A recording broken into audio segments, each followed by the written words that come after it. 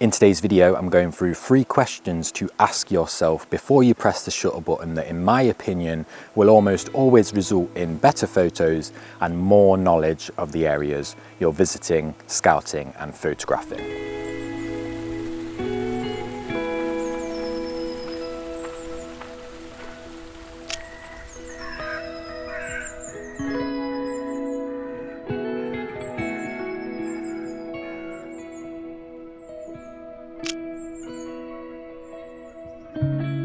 So just before I do get into the questions I ask myself before I press the shutter button, I just want to clarify as well that this is very much my approach for static subjects like this building here, or places that I'm going to be spending a decent amount of time at, retracing my footsteps, and scenes that I'm not reacting to because a moment is passing quickly in front of me. I feel like that's kind of a different skill in itself, and I just wanted to clarify that because I do think you need to be quite slow for this process and to ask yourself these questions. And of course, if you are somewhere and something unfolds in front of you really quick and you react to it and take a photo, that's great. You might not have time to ask yourself these questions. So just get that little disclaimer out of the way before we get into the first point. So the first question I ask myself when I get to a scene or a subject that I know I want to take a photo of is, what is the light currently doing and how is the light affecting the subject right there and right then? And not only is this vital for the photos you're about to take, it's also vital for your knowledge of the area when it comes to revisits, or whether you're actually there at the very right time, right there and then. So dead simple, I'll check the sun's current position in the sky and how it's currently affecting my subject. And the key thing is to look up and see if there are clouds coming and going. Is there a chance that the light's going to change very soon? Is it chopping and changing very fast because of those clouds coming and going? Is it a blue open sky that's constantly lighting your subject? Or is it a day like today where it's a pure softbox because there's huge overcast clouds in front of the sun? The reason this is so important as well is because it allows you to look at your subject and say, okay, the light is chopping and changing really fast. 1 minute it's illuminated, 1 minute it's in shadow. So if that's the case, you can frame up a shot that you really like and then wait for that light to come and go in order to get a particular image that you want. Or you can say to yourself, well, the light's not going to change for probably hours. It's soft, it's not changing. So therefore I can put the light to the back of my mind, frame up some shots and just see how I feel about them. And of course, whatever the light's doing on the day doesn't mean that you can't get great photos on that day, but you might have a particular feeling in mind or a particular look that you want for your subject that is going to require you to come back at a different time. So it's still valuable to still take photos despite whatever the lighting conditions are doing. So as I said, today we have got some blue creeping in over there, and I do think the sky will break eventually, but the sun is currently right up there, completely overcast, grey clouds in front of it, creating this huge softbox. That doesn't mean there isn't light present because it's daytime, but well, it's morning time. But it does mean there's no actual directional beams of light hitting the subject. But even though that isn't present, you can still see there's a split. This portion of the building up here is exposed, so it's getting a lot more light than this portion of the building that has trees in front of it and trees over here blocking the light getting to it. So once we've established that, we then move on to our next question. The next question I ask myself before I press the shutter button, and this one might sound ridiculously simple, but it's, what are my favorite angles or singular favorite angle of the subject I want to photograph? And this also massively coincides with the first question, the lighting question, because sometimes the lighting is going to affect which angle actually looks best. Luckily today, flat light, so to be honest, any angle kind of looks the same, bar angles that are covered up by trees or angles that are in a bit more shadow. But the lighting, like I say today, unfortunately, it would have been good if it was affecting the subject. For a better example, maybe we'll get some of that in a bit, but today it's not affecting our subject. Therefore, my angle is going to be based on just visual preference rather than lighting preference. But also, I find actually slowing down and thinking, okay, what is my favorite angle of this subject, keeps you in that thinking harder mind state rather than, like I said, running around and just taking photos and hoping for the best. And I always personally find that it always really helps if you try and think of your subject on its own for a minute. So block out the foreground, block out the sky, block out the background, and just really look at your subject itself. See if there's any quirks about it. Are there any particular textures? Are there any little bits on it that make a certain angle more interesting than another angle? So for me personally, and this was the same last time I was here, about where the video camera is now shooting through here is the most visually pleasing angle for me. The main reason for that is because we bring in the side wall. It's beautiful from the front as well, but bringing in the side wall on the left there gives the scene a lot more three dimension and depth and structure, if those are the right words to use. So the third thing I do before I press my shutter button and finally take the photo is the thing that I feel brings all of it together. The first point and the second point is I look for additions or distractions, and this is after you've chosen a few favorite angles. I mean, it's totally fine if you've only got one, or you could have 5. That's completely up to you. But basically then what I'll do is kind of get the angle somewhat framed up with the camera, perhaps maybe just with my eyes, and then look for additions or distractions. So for example, additions here, we've got blocks of wood, tree bark on the floor here. We've got this beautiful fern at the front. Like I said, we've got the sweeping trees that come over the top. We've also got around the edges for wider frames. We've got parts of path on the floor. We've got some tall grass. We've got trees in front there. A lot of space up there where the sky is coming through. Don't particularly want too much of that sky coming through in this photograph, so that's something to take note of. And with that particular frame, I think that's about it, without obviously moving off too far where we start bringing other stuff in. And of course, it's 100% worth noting that you don't have to add anything to your frame if you don't want to. If the subject's that interesting and that great on its own, and you feel like it's a minimal shot that doesn't need anything else adding, take the photo. Okay, so this particular building behind me would have been cart or engine storage. There's tracks still leading into it. I do suspect though that at some point someone's come along and given this building a bit of a facelift, because it seems in too good a condition. Maybe not though, who knows.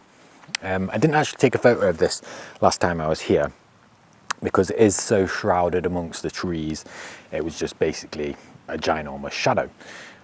But question number 1, what's the light doing? The light is above the filming camera right now, shining directly down, slapping me in the face, slapping this side wall here into light as well. Hopefully that doesn't dip behind the trees there, but yeah, right now it doesn't look like it's going to change for a while. Looks like that light's going to be beaming down here for quite a bit. I wouldn't necessarily say this is my favorite angle of the building aesthetically. I think it's probably a front angle with the 2 tracks leading in. Photographically, from this angle we can bring this giant metal railing in, and in terms of distractions, all I really need to do is make sure these trees that are swinging over the top here aren't coming in front of the building in any way, and that's pretty easy to do by standing kind of over to the edge here. You know what I really like as well? The trees on the left hand side are heavily in shadow, almost so much so that they're becoming black space, and I think that's awesome contrast against the light that's hitting the building. I don't know if this is really my kind of photograph, but you see the light that's coming through the side window around there and hitting the tracks that go into the building. I think there's something here, maybe actually including the window. And the great thing about scenes like this is it really doesn't matter how much you're underexposed by, as long as you've got the light right where you want the light to be. Maybe there's something here. This is about as far as I can go before the track disappears.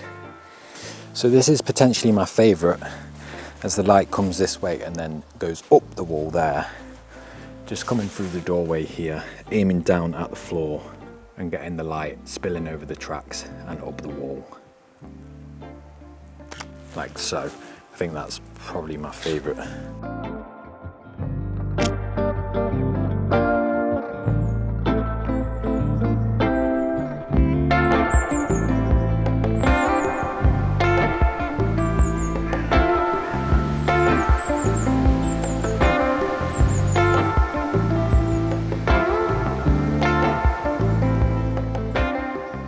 Last time I was at this subject, the sky behind this building was like the whitest, brightest sky you've ever seen, which made shots of this place really difficult. So my two favourite angles, we've done the light check, my two favourite angles are here with all the rubble, and then the side angle because we get the door and the steps leading up to it. And then additions for this angle would of course be all of this rubble on the floor, and additions from over there isn't really any additions, but there is some distraction work to do in the background with the trees and such. Just get them lined up nicely with the building. Other than that, not too complicated.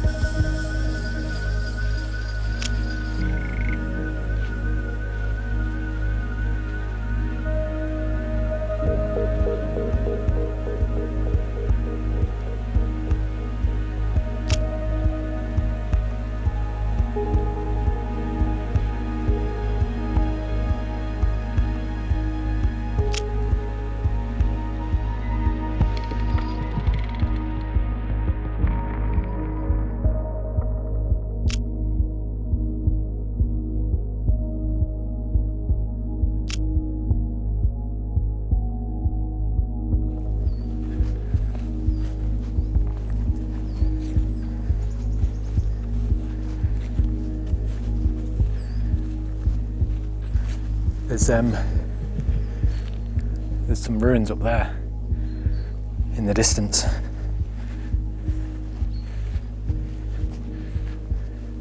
No way to get to them though, I don't think. Okay, it looks like there's a footpath that sweeps right around the edge of this little forest bit that I've come through that can actually get me up there, but it can't be that far. Let's go explore. Okay, I've found the footpath, and this is public, so I'm going to go for it. So that's where I was before, in that little woodland clearing, and spotted this, can I point at it? This in the distance. One thing in the photography world that strikes me quite deep, I'm very passionate about, is the fact that you've got these photographers all over the world going out to these places, trekking out to these places, doing the research, putting the graft in to get to them by foot most of the time. I know there's lots of places you can drive up to, but lots of people getting out there on foot, walking for miles to get these photos, and that's a dedication and a love for something that you're never going to be able to replicate with, I hate to say it, but with the rise of AI and just the whole photography is dead mentality as well. Like, everyone's a photographer now, everyone's got a phone with a blah blah camera. Yeah, but when you see a finished project from somebody that you like, from a photographer that you like, that's put all this work in over many years, the research they do, the planning they do, the driving, the traveling, the walking they do to get to the subjects, and then executing the photos, and then going back because they didn't get it right the first time, and so on and so forth. I think, next time you're considering picking up like a photo book or someone's design online or an ebook or anything like that, just remember how much actual effort goes into it.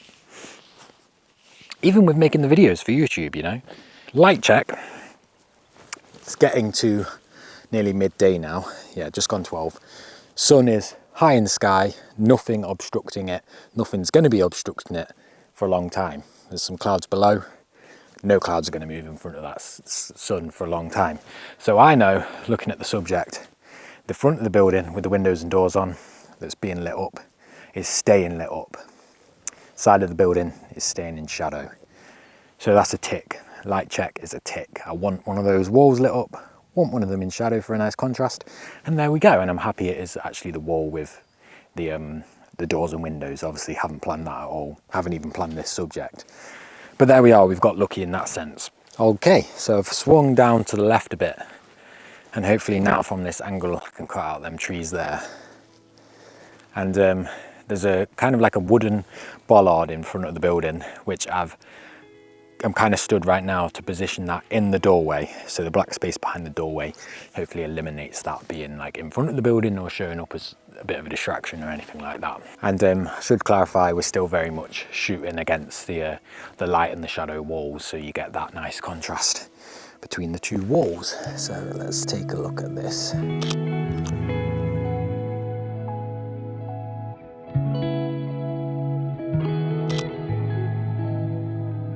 Lovely, happy, good subject, good find, good unexpected photos today. I genuinely thought I was just going to hang around down where the old mine buildings were, so yeah, good stuff. All right, well that is certainly one going straight on the list of potentials for this project. Who knows, maybe I might even like one of the photos today enough to not come back. I don't know if that'll be the case. But either way, I'm going to end the video here. I'm going to chill out for a bit, have some lunch that I've got in here, in this bad boy, have a drink and get on the long trek back to my car and chill out, edit some photos.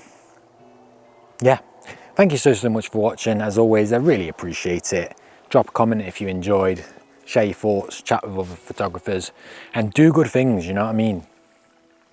I'll see you in the next video.